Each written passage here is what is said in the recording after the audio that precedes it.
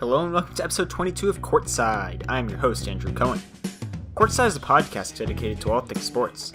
In today's episode, I will talk about the state of MLB Free Agency. So sit back, relax, and take a seat.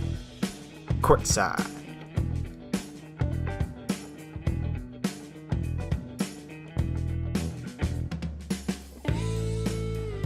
Finally, this past week, we had an MLB big free agent signing.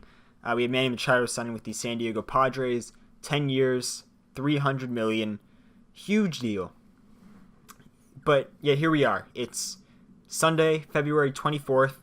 Spring training has officially started. Everybody's there. And at the time of this recording, there are currently a few big names still left on the free agent market. We have former MVP Bryce Harper, arguably the best closer of the last decade, Craig Kimbrell, former Cy Young Award winner Dallas Keuchel, five-time All-Star Adam Jones, as well as many other, solid MLB players that have yet to find a new home. And I think baseball is trending in the wrong direction with their free agency. I mean, let's look at the NFL and the NBA for a second. Two of the most popular, most successful professional sports leagues in the country right now. And I'll start off by I'll look at the NFL free agency from this last year. And here's some of the notable players that either signed or re-signed in just the first week of free agency. Bears cornerback Kyle Fuller, Colts tight end Eric Ebron, Steelers defensive back Morgan Burnett, Texans safety Tyrann Mathieu, Ravens receiver Michael Crabtree, Packers tight end Jimmy Graham, Jaguars guard Andrew Norwell, Giants offensive tackle Nate Solder, Titans cornerback Malcolm Butler, Bears tight end Trey Burton, Bears receiver Allen Robinson, Vikings QB Kirk Cousins, and the list goes on and on and on, right? I was just rambling on there with names. That was just me looking at the list. The straight-up list of all the players that either signed or re-signed in just the first week of NFL free agency last year, and just choosing whether I thought of them as big names or not. I mean, there are plenty of other really good NFL players that signed in that first week as well. And then in the NBA last year, here are some of the notable names signed or re-signed in the first week of free agency.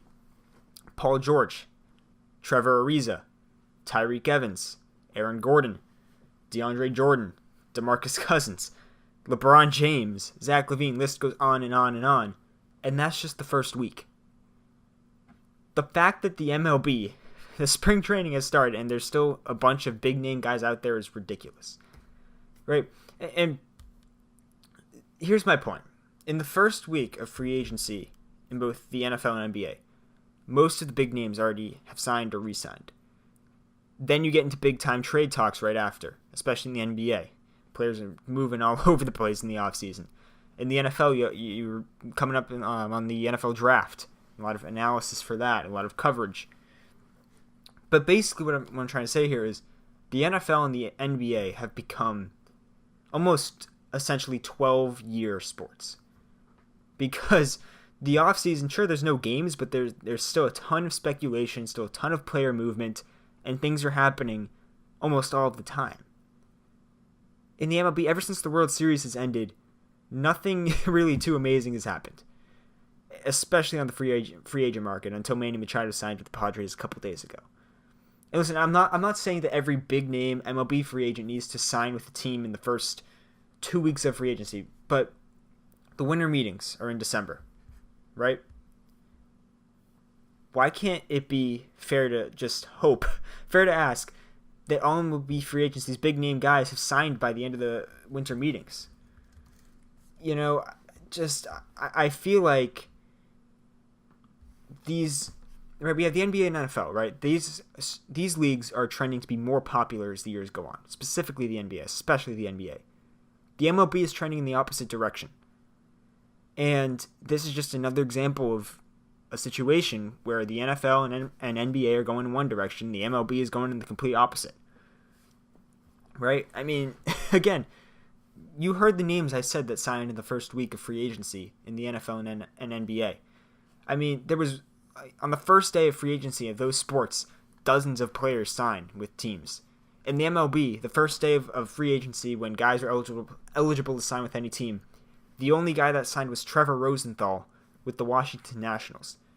That's not a move that's going to make the Nationals go from borderline postseason team to World Series contender.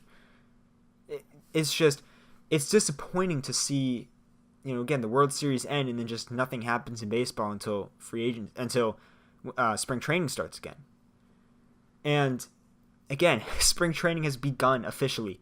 Bryce Harper, Craig Kimbrell, Dallas Keuchel, they're still available to be signed. And I've heard the reports about Bryce Harper and the Phillies and how the Phillies owner has been meeting with Harper and they hope to get a deal done by Tuesday. But that will be February 26th. That's insanely late for a free agent to be signed. It's unbelievably late. And I also recently saw a report about Craig Kimbrell where he's willing to sit out the entire season if he doesn't get the contract he wants. That's absurd. That's ridiculous. The active MLB saves leader, a guy that arguably is on the path to being a Hall of Famer, in the prime of his career, is willing to sit out the entire season because he's not getting the money he wants. Now that's a whole nother argument completely, because I don't think he's good enough to deserve the money he's asking for, especially with the way he pitched in the playoffs for the Red Sox. But I'm just telling you, like, the fact that these three guys, as well as a guy like Adam Jones, are still available is absurd. Could you imagine if LeBron James or Kevin Durant or Paul George waited till the end of September or October to sign with a new team or re-sign? That would be ridiculous. You just can't imagine it because it would never happen in the NBA. It would never happen in the NBA. And I know, again, these are completely different leagues. But again, here's a fact. The NFL and NBA off seasons are both incredibly more entertaining than the MLB off season. The MLB is losing popularity, and its lack of interesting off season storylines is very concerning to me as a fan. And once again, the MLB just continues to trend in the wrong direction when it comes to providing entertainment for its fans. Thank you guys so much for tuning into this short edition of Courtside. Join me next time, where I'll talk about the current state of the Boston Celtics and more.